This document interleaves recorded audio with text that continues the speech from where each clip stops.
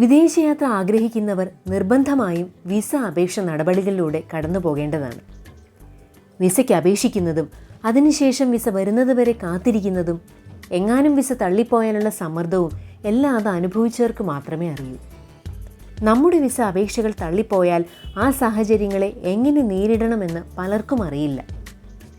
അതിൽ തന്നെ പ്രധാനപ്പെട്ട കാര്യം വിസയ്ക്കായി അപേക്ഷിക്കുമ്പോൾ അടച്ച ഫീസിനെ കുറിച്ചാണ്. വിസ അപേക്ഷ സമർപ്പിക്കുമ്പോൾ ഒപ്പം നൽകുന്ന ഫീസ് തിരികെ ലഭിക്കാത്തതാണോ? അതിനെക്കുറിച്ച് കൂടുതൽ കാര്യങ്ങൾ അറിയാം.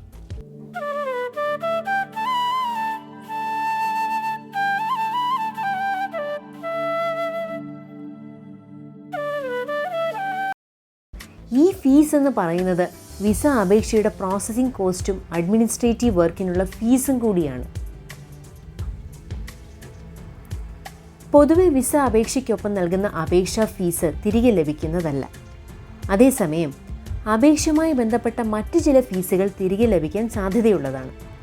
ഉദാഹരണത്തിന്, നിങ്ങൾ വേഗത്തിലുള്ള പ്രോസസ്സിങ്ങിനോ വിസ കൊറിയർ പോലുള്ള അധിക സേവനങ്ങൾക്കോ പണമടച്ചാൽ ഭാഗികമായും നിങ്ങൾക്ക് റീഫണ്ട് ലഭിക്കും.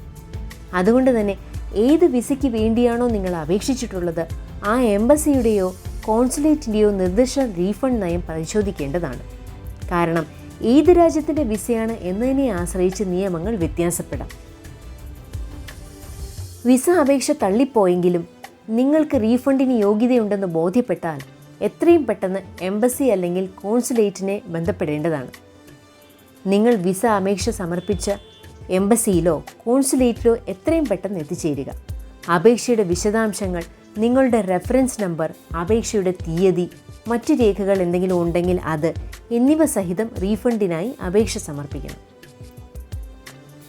ചില എംബസികളിലും കോൺസുലേറ്റുകളിലും റീഫണ്ട് അപേക്ഷാ ഫോം ലഭിക്കും. അത് പൂരിപ്പിച്ച് നൽകേണ്ടതുണ്ട്.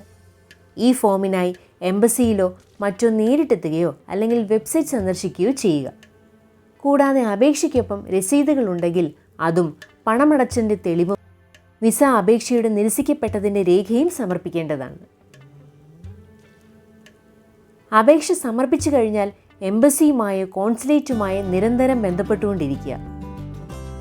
അപേക്ഷ നടപടിക്രമങ്ങളിലാണെന്ന് ഉറപ്പാക്കുന്നതിന് വേണ്ടിയാണ് അത്.